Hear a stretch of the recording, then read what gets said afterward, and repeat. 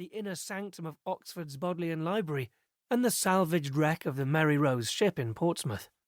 I've spoken to historians of musical instruments, glove-making, taxation, art restoration, astronomy, stationery, card games and magic, and of course, I have read plenty of books and spoken to plenty of Shakespeare experts too. It is worth pointing out that, aside from the plays and poems that he wrote, we know remarkably little about Shakespeare the man, and what he studied or said. This lack of biographical detail means it is very easy to make wild speculations.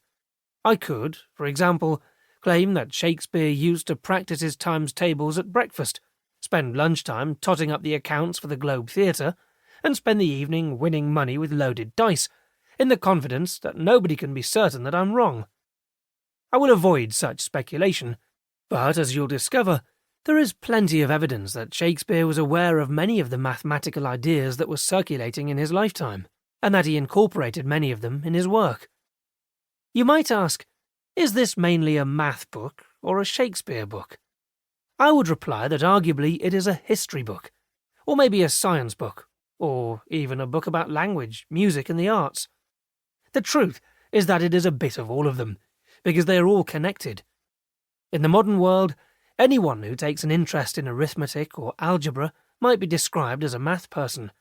But that is partly because we live in a binary world, where you are assumed to be interested in either the mathematical subjects or the arts, not both. In Elizabethan times, things were different. The fact that leading mathematicians of that period, such as John Dee and Thomas Harriot, also experimented with optics, chemistry, map-making, seafaring and other diverse activities, shows how blurred the edges were between different fields that are now distinct areas of study. It was a time when curiosity was rewarded because there were so many things still to be discovered and explained. This was the English Renaissance, and these were Renaissance men, living, for much of their lives, under a queen who was a Renaissance woman. Shakespeare was born in 1564, at a time when there were huge advances happening in just about every sphere of life, in science, in the arts, and of course in math itself. The radical astronomical ideas of Copernicus, who had suggested that the universe was centered around the sun rather than the earth, were a matter of huge religious and public debate in the late 1500s. Arithmetic was becoming an essential skill for anyone involved in trade or business, be that manufacturing gloves, as Shakespeare's father did, or running a theatre. And music, regarded at the time as being a mathematical subject, was in the middle of its own revolution. On the high seas, Walter Raleigh was one of the many adventurers opening up the world for exploration, which required increasingly advanced navigation skills. There was a huge growth in international trade as England developed a taste for exotic foods and spices, and at home, the growth of mining and textiles was building the foundations for the Industrial Revolution that would finally explode a few generations later. Recreation was also taking off, with the invention of a plethora of sports and games, many of which provided a popular vehicle for gambling, which had a mathematics all of its own. In this book, I will be reflecting on the mathematics of Shakespeare's world as much as math in his plays, from games to astronomy, and from measurement to magic.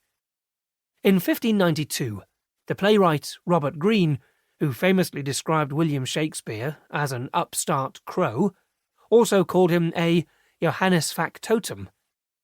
That second description was particularly snide, as it is a variant of Jack of all trades. My sense of Shakespeare, however, is that he was an all-rounder in the best sense of the word, who was knowledgeable and curious about the world around him, and while he wasn't necessarily a mathematician, he had a particular aptitude for numbers and a mathematical mind. A rounded education was assumed to include an in-depth understanding of the classics, but also of mathematics. If you were interested in history, the sciences, languages or music, you were free to explore them, and to serendipitously find connections between them. That is the spirit in which I have written this book. Chapter 1. Shakespearean Numbers. A playfulness with numbers. They doubly redoubled stroke.